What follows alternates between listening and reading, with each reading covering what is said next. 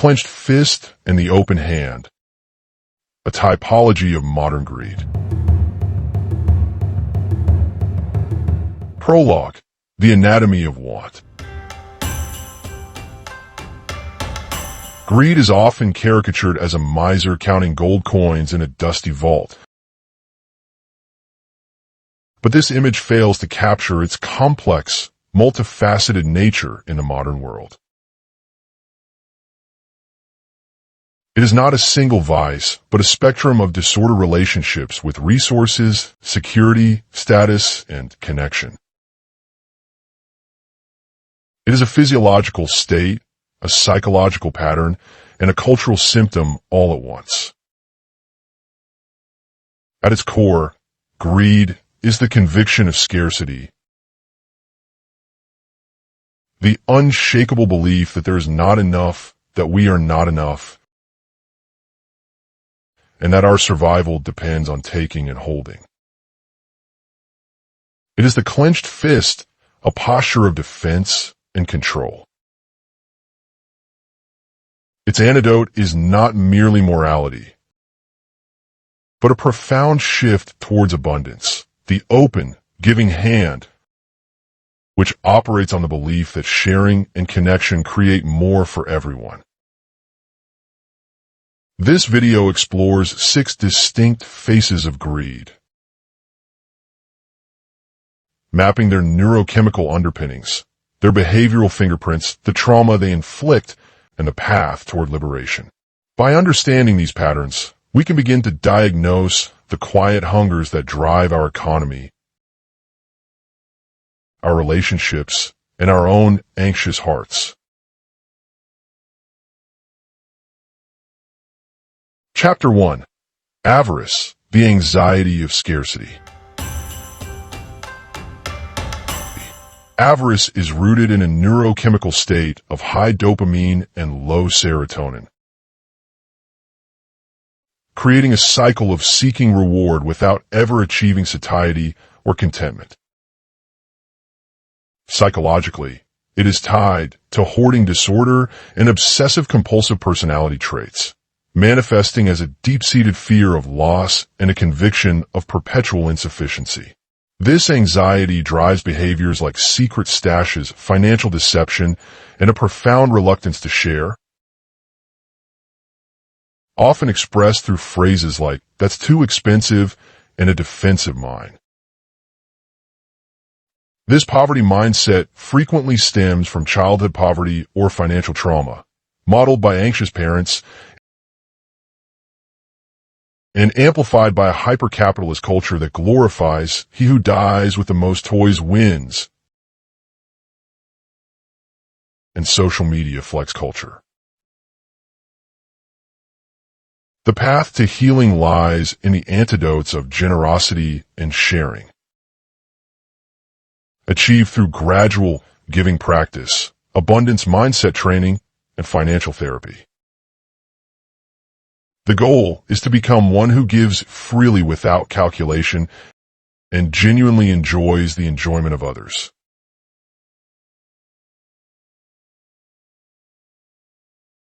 Chapter 2: Rapacity, the Predator's Calculus. Rapacity is fueled by a different chemistry, high testosterone and dopamine, which drives dominance, competition, and the thrill of the hunt.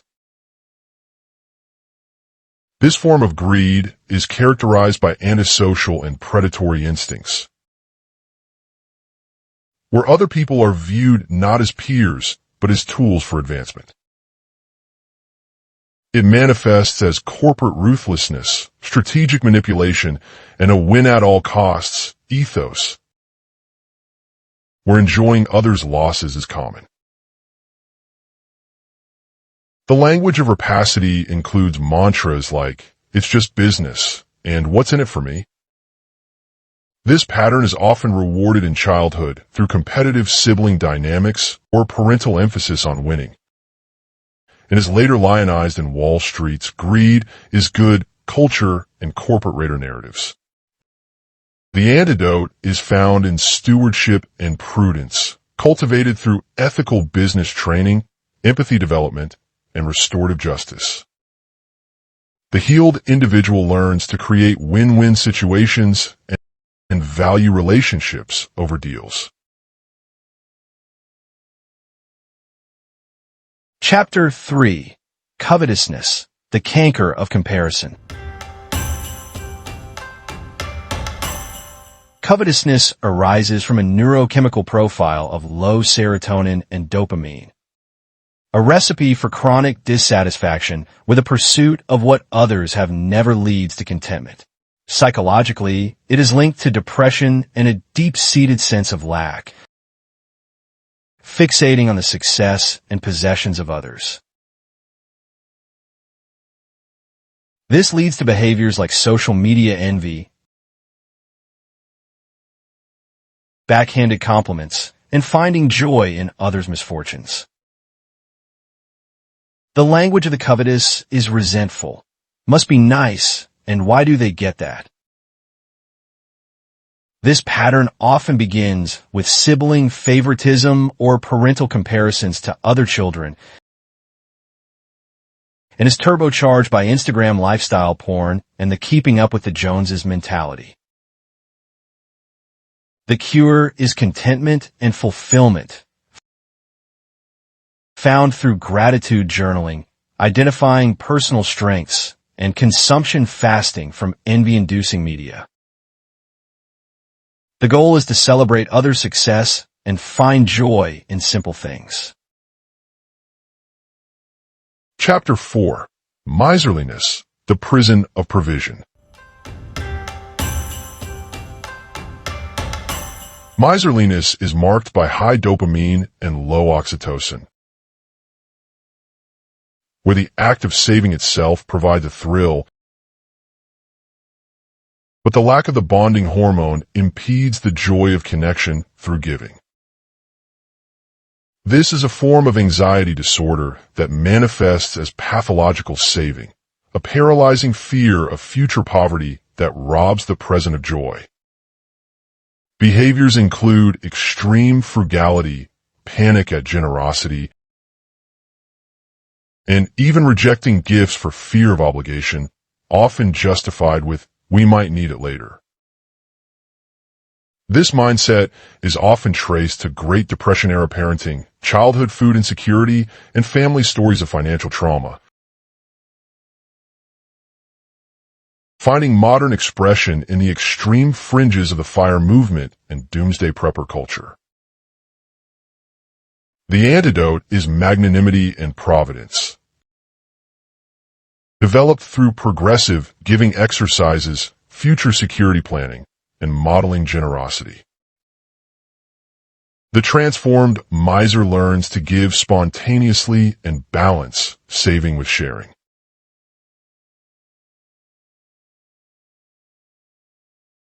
Chapter 5. Possessiveness, the Cling of Control. Possessiveness is driven by low serotonin and high cortisol, creating a baseline of anxiety and emotional instability. Rooted in attachment anxiety and insecurity, the object of this greed is not a thing, but a person. The core fear is abandonment, and the strategy is control. This manifests as snooping, demanding constant reports on a partner's whereabouts, and isolating them from friends, using language like, "You're mine," and constant questioning. This pattern is caused by early attachment disruptions, parental modeling of possessiveness, and is tragically romanticized by, "If he's jealous, he cares" narratives in media. The path to healing is through detachment, supported by attachment therapy, trust-building exercises, and encouraging independence. The healthy individual learns to respect privacy, support independence, and trust without monitoring. Chapter 6. Gluttony for Wealth, the Bottomless Pit. Gluttony for wealth is a state of high dopamine and a kind of psychic leptin resistance, where no amount of wealth or success signals enough. It is a true addiction and impulse control disorder, characterized by moving goalposts and perpetual seeking. This drives workaholism, gambling addiction, and a life defined by financial goal obsession. Always asking, "Is that all?" and "I need more." It stems from parental conditional love based on achievement, parental workaholism, and a childhood where money was equated with security, and is fueled by modern hustle culture and billionaire aspiration. The antidote is fulfillment and ambition, requiring purpose discovery, values alignment, and setting financial boundaries. The recovered individual learns to set balanced goals, prioritize relationships, and find non-financial. Conclusion: from scarcity to abundance.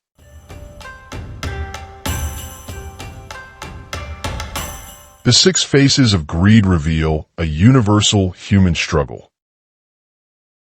The battle between the fear of not having enough and the faith that we are part of a system that can provide. Each type, from the anxious hoarder to the predatory capitalist and the jealous comparer, is operating from a place of perceived scarcity,